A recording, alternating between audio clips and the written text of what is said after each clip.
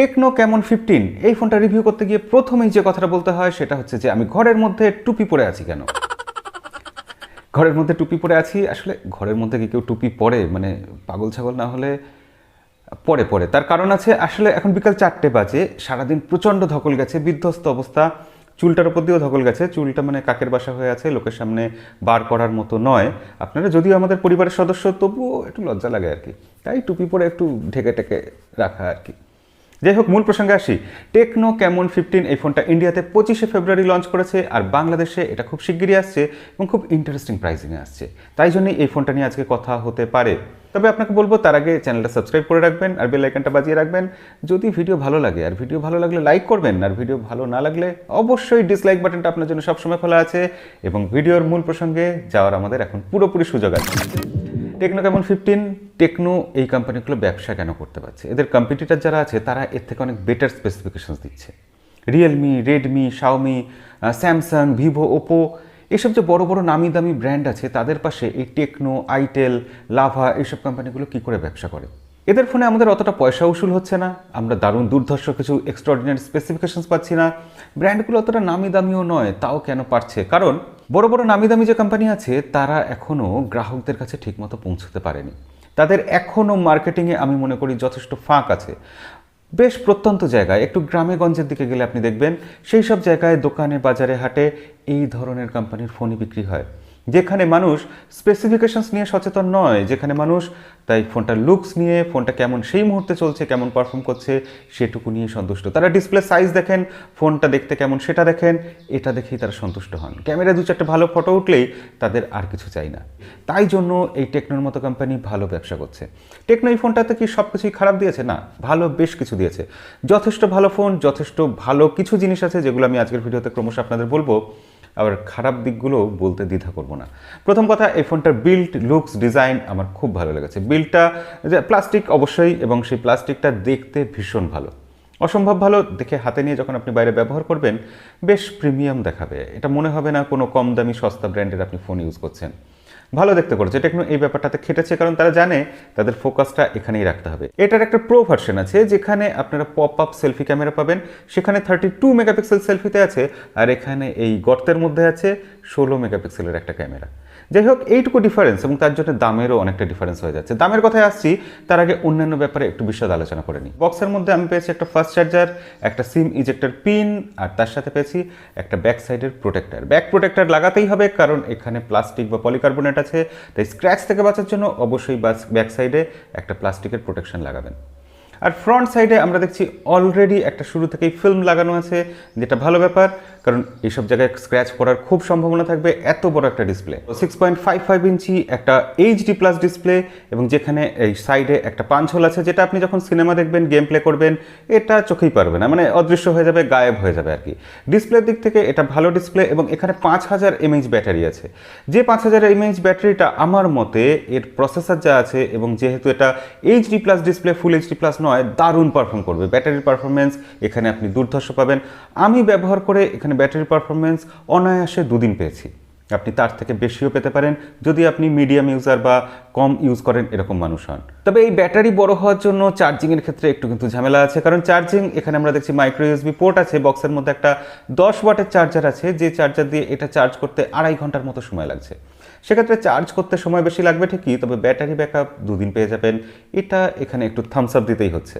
এই ফোনটা 4GB 64GB version, এবং এখানে একটা মাইক্রো এসডি কার্ডের ডেডিকেটেড স্লট আছে, যার ফলে আপনি 256GB অবধি একটা মেমোরি চিপ লাগাতে পারবেন, সাথে 2টো সিম এর সাথে লাগাতে অবশ্যই পারবেন, সেক্ষেত্রে কোনো রকম সমস্যা নেই। এটা হাই ওএসের উপর রান করছে, ইউজার ইন্টারফেস যেটা সেটা হাই ওএস, এবং অ্যান্ড্রয়েড 10 এখানে আউট অফ দ্য বক্স দেওয়া হচ্ছে। এইরকম একটা company Android 10 out of the box দিচ্ছে, নামি দামি কোম্পানিগুলোর শেখা উচিত। তারা অনেকেই এখনও অ্যান্ড্রয়েড 10 দিচ্ছে না আউট অফ দ্য বক্স, আমি জানি না এটা কী করে পারে, কিন্তু Tecno out of the box Android 10 দিচ্ছে। হাই ওএস আমার মনে হচ্ছে প্রচুর ফিচার আছে, ফিচারের দিক থেকে কোনো রকম অভাব অভিযোগ রাখেনি, কিন্তু একটুখানি বোধহয় আর একটু ইমপ্রুভমেন্টের দরকার। একটু কোথাও কোথাও যে একটুখানি আটকে যাচ্ছে, ল্যাগ করছে সেই জায়গাগুলো, বা টাচ রেসপন্স আর একটু বেটার হবে যদি এটাকে আর একটু ইমপ্রুভ করা হয়। হাই ওএস, তাই জন্য আমার কাছে বলবো মিডিয়াম। এই ভিডিওটা এখন তোলা হচ্ছে টেকনো ক্যামন 15 এর ফ্রন্ট ক্যামেরা দিয়ে। কেমন লাগছে অবশ্যই এটা কমেন্টে লিখে জানাবেন, কিন্তু আপনার ফিডব্যাক আমার জন্য গুরুত্বপূর্ণ। কিন্তু এই টেকনো ক্যামন 15 এই ফোনটাকে কত নাম্বার দেওয়া উচিত? আসলে টেকনোকে যখন জিজ্ঞাসা করা হয়েছিল যে এই ফোনটা কেমন, তারা উত্তর দিয়েছিল এর মার্কস হচ্ছে 15, 15 নাম্বার দেওয়া উচিত।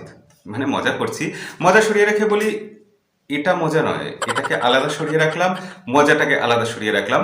টেকনো ক্যামন 15 নিয়ে মজা করবেন না, এটা সিরিয়াস ব্যাপারে কথা হচ্ছে। তো এই ফোনটাতে হিলিও P22 প্রসেসর আছে, যেটা আমার মতে আজকের দিনে দাঁড়িয়ে ঠিকঠাক এই বাজেটের জন্য নয়। তো এখানে টেকনো ইনফিনিক্স যেরকম একটু বেটার করেছে, হিলিও P35 দিয়েছে, অ্যাটলিস্ট সেরকম দিলে আমার মতে এটা ভালো হতো। তবে এটা যে প্রসেসর আছে, এটা গেমিংয়ের জন্য তো ফোন নয়। অবশ্যই আপনি এখানে ডে টু ডে লাইফে কোনো রকম খুব একটা অসুবিধা অনুভব করবেন না। হাইওয়েজ এখানে ঠিকঠাক অপটিমাইজ করেছে প্রসেসরটাকে। এবার এই ফোনটাতে কত নাম্বার আমরা দেব? 15 নাম্বার তো দেবো, এটা ফাইনাল হয়ে গেল, কিন্তু 15 আমরা 10-এর মধ্যে দেবো না 20-র মধ্যে না 100-র মধ্যে, সেটাই আসল কথা। এবং এখানে খারাপ কি কি আছে, ভালো কি কি আছে? প্রথম কথা, খারাপ কি কি আছে সেই লিস্ট লম্বা করে লাভ নেই। নেই এর মধ্যে অনেক কিছু আছে। নেই এর ঘরে হিসাব করবো না আমরা আছের ঘরটা একবার হিসাব করে নিই। এই ফোনটাতে যে 6.55 ইঞ্চি ডিসপ্লে আছে, যেটা টেকনো বক্সের মধ্যে লিখে দিয়েছে 6.6 ইঞ্চি ডিসপ্লে, সেই ডিসপ্লেটা সত্যি খুব ভালো লেগেছে আমার। পাঞ্চ হোলটাও এখানে একটা দারুণ অ্যাট্রাকটিভ জিনিস, অবশ্যই এটা হাইলাইটেড ফিচার। এছাড়া এর ব্যাটারি 5000 mAh, যেটাতে আমি খুবই ভালো, মানে সত্যিকারের অসাধারণ ভালো ব্যাকআপ পাচ্ছি। দুদিনের বেশি আমার এখানে ব্যাকআপ চলে যাচ্ছে। এই ফোনটাতে সিকিউরিটি আপডেটও আসলো, দেখলাম জানুয়ারি মাসে সিকিউরিটি আপডেট চলে এসছে। এর ক্যামেরা কেমন, এটাই এখন বড় প্রশ্ন হয়ে দাঁড়ায় শেষ অবধি, কারণ 48 মেগাপিক্সেল এখানে প্রাইমারি সেন্সর দেওয়া হয়েছে এবং ফ্রন্টে দেওয়া হয়েছে একটা 16 মেগাপিক্সেল সেলফি শুটার। এর একটা প্রো ভার্সন আছে যেখানে আমরা পাচ্ছি 32 মেগাপিক্সেলের একটা পপ আপ ক্যামেরা। যাই হোক, এখানে আমরা দেখছি যে ফ্রন্ট সাইডের ক্যামেরাতে আমার কিন্তু এজ ডিটেকশন সেলফির ক্ষেত্রে খুব ভালো লেগেছে, মানে এজ ডিটেকশন দারুণ, এই ফোনে এটা এক্সপেক্ট করিনি। এছাড়া স্ক্রিন একটু সফট করে দিচ্ছে, ডাইনামিক রেঞ্জ ঠিকঠাক ম্যানেজ করেছে মোটামুটি। এছাড়া কালার, স্কিন কালার এগুলো ঠিকঠাক আছে। ব্যাক সাইডের ক্যামেরা তো ভালো ফটো তুলেছে, তবে আলো যতক্ষণ আছে ততক্ষণই ভালো ফটো তুলেছে। যখন আলো কম আছে তখন কিন্তু একটু মশামাছি দেখা গেছে এবং ছবিগুলোকে একটু নরম করে দিয়েছে আর কি। মানে বুঝতেই পাচ্ছেন ছবির মধ্যে সেই ক্রিস্পি যে একদম ডিটেলসের ব্যাপার, সেই ব্যাপারগুলোর একটু অভাব দেখতে পেয়েছি আমরা। এছাড়া এখানে যখন নাইট মোডে আমরা ছবি তুলছি, এখানে রয়েছে একটা ডেডিকেটেড নাইট ভিশন ক্যামেরা, যেটা একটা ভিজিএ ক্যামেরা, কিন্তু এখানে যদি একটা ওয়াইড অ্যাঙ্গেল লেন্স দিত, এটার চাহিদা ইনফিনিক্সের কাছ থেকেও আমাদের আছে এবং টেকনোর কাছ থেকেও আছে।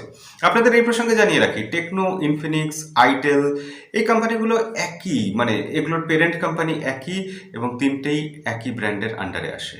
ব্যাক সাইডের ক্যামেরা দিয়ে এই ভিডিওটা তোলা হচ্ছে 1080p 30fps এই রেজলিউশন। এখানে 4K-তে হয় না এবং এখানে EIS এর সাপোর্ট নেই, তাই ভিডিও কিছুটা জার্কি হচ্ছে। তবে কালার রিপ্রোডাকশন ভালো, ডাইনামিক রেঞ্জও ভালো ম্যানেজ করেছে। আপনাদের কেমন লাগছে অবশ্যই সেটা কমেন্টে লিখে জানাবেন। এবার নর্মাল যেসব আমাদের কাজ আছে, মানে ডে টু ডে লাইফে এই ফোনটা তো আমরা নর্মাল কাজের জন্যই ব্যবহার করব, সেখানে যে যে কাজ আছে, ফোন করা, কল করতে গিয়ে কোনো রকম অসুবিধা নেই, সিগন্যাল ড্রপ হয়নি, সাউন্ড কোয়ালিটিও ঠিকঠাক, শুনতে কোনো অসুবিধা হচ্ছে না, সিগন্যাল রিসেপশনও ভালো। এবং যখন আমরা লাউড স্পিকারে কথা বলছি, লাউড স্পিকারও আমি বলবো ঠিক পারফর্ম করেছে, মানে অসাধারণ কিছু নয়, আবার খারাপও বলা যাবে না, ভালোই লাউড স্পিকার ঠিকঠাক।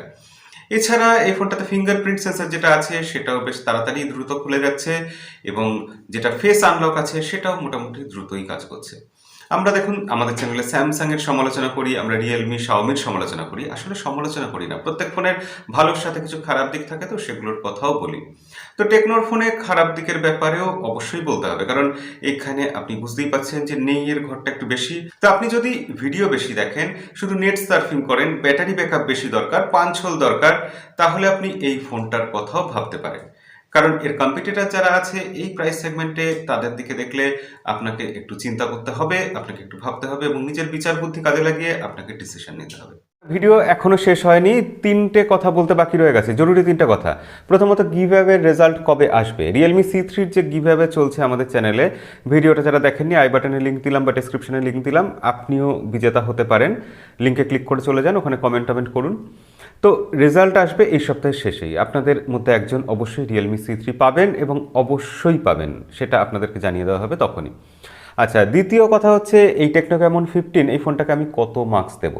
দেখুন, টেকনো ক্যামন 15 এই ফোনটাকে 100-র মধ্যে 15 তো দেওয়া যায় না, অ্যাটলিস্ট পাস মার্ক তো দিতে হয়, নাকি এটা বাজে দেখায়। আবার 20-তেও 15 দিলে এটা একটা অন্যায্য ব্যাপার হয়ে যায়। কত দেওয়া যায় আমিও খুব কনফিউজড। আপনারা তো রিভিউটা দেখলেন, আপনারা নিজেরাই কমেন্ট করে আজকে হেল্প করুন না আমাকে, যে কতর মধ্যে 15 পাবে টেকনো ক্যামন 15। আচ্ছা, এবার লাস্ট পয়েন্ট, এই ফোনটা তো টেকনো আমাকে দিয়েছে, আপনারা বুঝতেই পাচ্ছেন, এবং সেক্ষেত্রে আমি এই ফোনটার ভালো দিক কী আছে সেটা আপনাদের এই রিভিউতে আশা করি জানাতে পেরেছি, এবং এর বাইরে যা যা দিক আছে সেগুলো আমাকে সন্তুষ্ট করতে পারেনি। তো এটা ক্লিয়ার আপনাদের বলে দিচ্ছি, এটা ক্লিয়ার বলে দেওয়াটাই আমার মনে হয় ভালো, যে এর বাইরের অন্য কোনো দিক নিয়ে আমার মন ওঠেনি। তো যাই হোক, এই হচ্ছে আজকের রিভিউতে মোদ্দা কথা, সব কথা এখানেই আপনাদের সামনে খোলামেলা রইল। ভিডিও ভালো লাগলে লাইক করবেন, ভালো না লাগলে ডিসলাইক করবেন, আর চ্যানেলে নতুন হলে সাবস্ক্রাইব বাটনটার বেল আইকনটা প্রেস করে দিয়ে রাখতে পারেন, যাতে আপনার সাথে আবার পরের ভিডিওতে আমার দেখা হয়। আজকে তাহলে এই অবধি, দেখা হবে পরের ভিডিওতে। আজকের মতো বিদায়।